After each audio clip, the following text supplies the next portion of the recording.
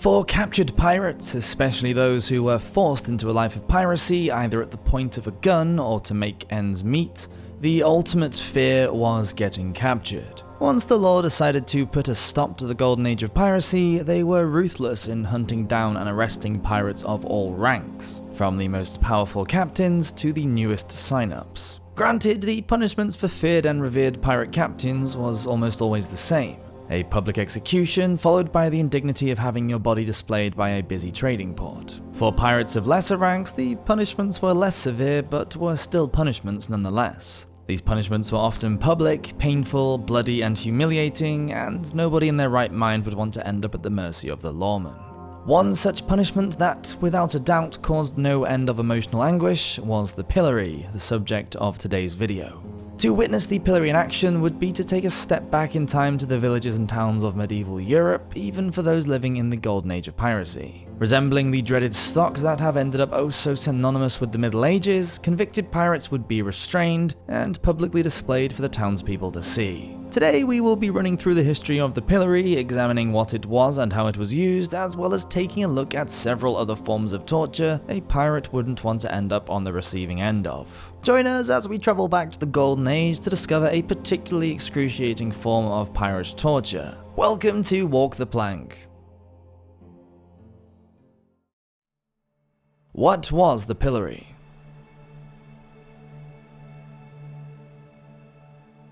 Typically located in a public square where passerby and onlookers could witness the full extent of the anguish the pillory brought with it, these devices were essentially a set of medieval stocks made of either wood or metal attached to a post, which was in turn attached to a platform large enough for at least one person to stand on. A convicted pirate, having spent the previous nights in the local jail, essentially a dark, festering pit filled with rats and spiders, would be marched up a short flight of stairs so that they stood above the eye level of the townsfolk. Once at the top, they would be locked inside the pillory's three openings, first the head, then both hands. This was a particularly degrading position to find oneself in, not to mention an uncomfortable one. The strain that spending time in such a position would put on a man's neck and back would become unbearable after an hour or so. The punishments typically lasted for an entire morning or afternoon, and that's before we even begin to discuss the mental torture that came with the pillory. In fact, the physical pain brought about by the pillory was a byproduct of the torture method. The real damage was intended to be inflicted mentally. The torturer or guard who placed the pirate within the pillory would often introduce them to the crowd, which, given the pillory's typical location in market squares, crossroads, and city centers, would be large. A sign would then be nailed to the actual pillory itself so the public could read what the pirate was accused of. An occupied pillory was essentially free entertainment for the townspeople who would gather to tease and further torture the pirate on display. Whilst the guard often remained present to ensure that things didn't get way out of control, the general public were encouraged to participate in the pirate's punishment, making the pirate feel as outcast and rejected by society as possible. Most pillories could be rotated a full 360 degrees, so everybody crowding around the pillory could get a good look at the offender. It didn't end with verbal abuse, however.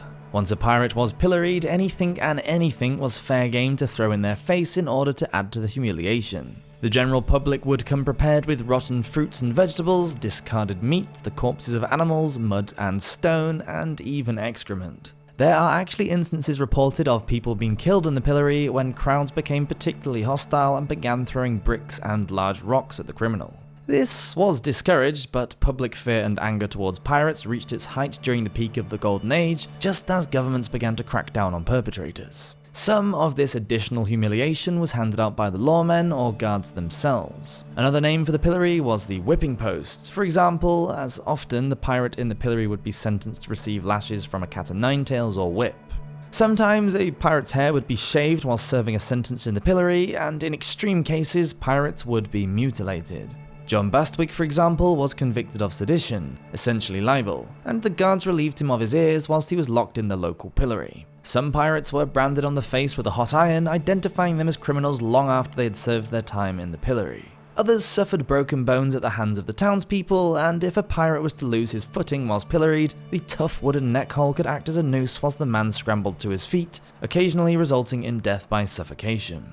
On top of this, the pirates ran the risk of disease, waste, both human and food, as well as the carcasses of animals, would often be thrown, and any open wounds were fair game for diseases, parasites, and viruses that came with this. The first documented use of the pillory can be found in the early 1200s, which was likely an adaptation from the regular medieval stocks that were still used across the world for the next several hundred years that followed. The pillory began to be phased out in favour of more humane punishments in the early 1900s, with various areas of the world abolishing it at different times. It is thought that the US state of Delaware were the last to use it, signing a bill to get rid of the pillory once and for all in 1905. The whipping post was still widely used in Delaware until the 1950s, however.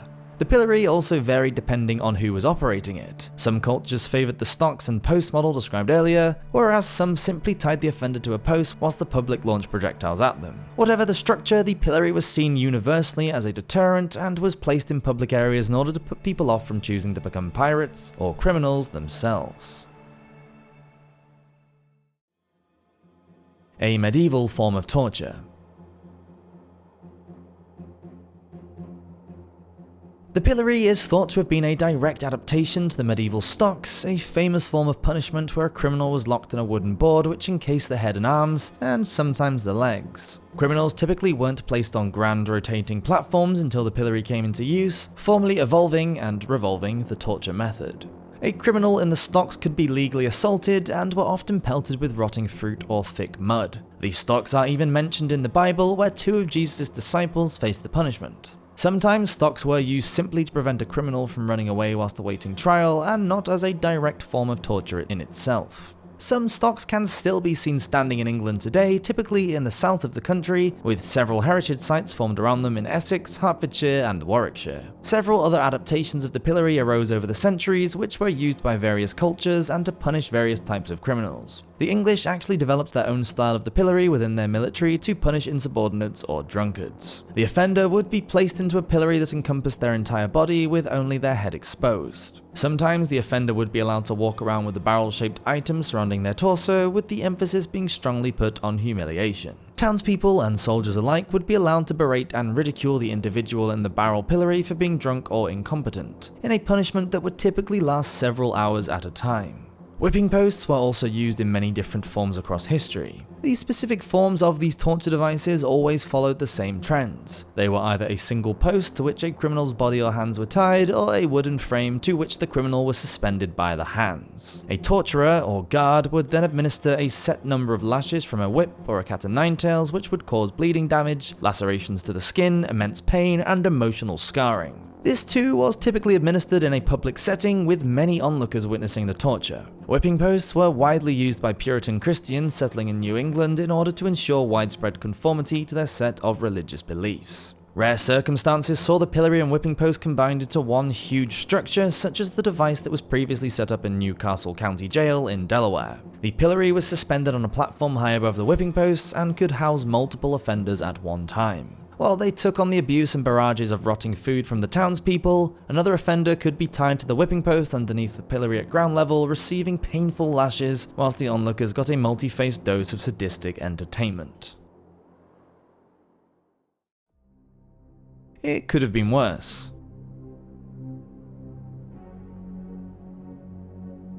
As harsh as it might sound, being sentenced to time within the pillory was rather tame for a pirate punishment. The men of the law were creative and harsh with the way they clamped down on this particularly notorious crime, especially over the course of the golden age of piracy. For pirates at any level above the most basic of common crew members, a particularly brutal form of non-lethal punishment could be administered: slavery.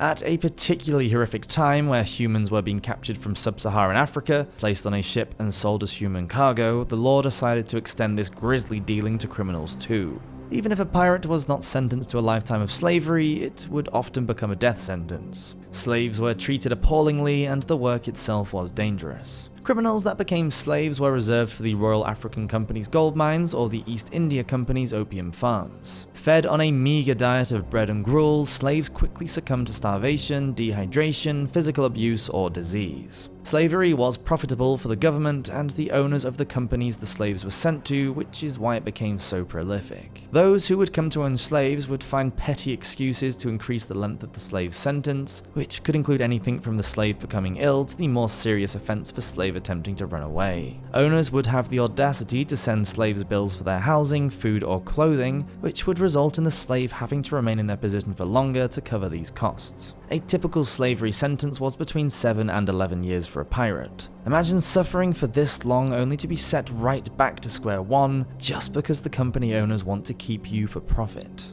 Pirates are synonymous with the term keel hauling, but this was actually rarely practiced on board pirate ships. It was in fact the military who keel hauled their offenders, a brutal form of what was essentially execution that may have persuaded many onlookers and sufferers to turn into pirates themselves. Stripped of their clothes, the offender would be tied to a rope that would be passed underneath the ship with each arm tied to one end. He would then be hurled into the sea where he would be dragged along the underside of the ship's entire length. Bear in mind that some of these ships were huge and the offender would be underwater for the punishment's entire length. If the offender didn't drown, then they would almost certainly bleed to death or die of infection. Not only was the underside of the ship covered in jagged, splintered wood, but many shellfish, such as tough, rugged barnacles and pointy limpets, would attach themselves to the hull. As the offender was dragged along the hull, these animals would cut the poor man's back open, exposing them to infection and disease.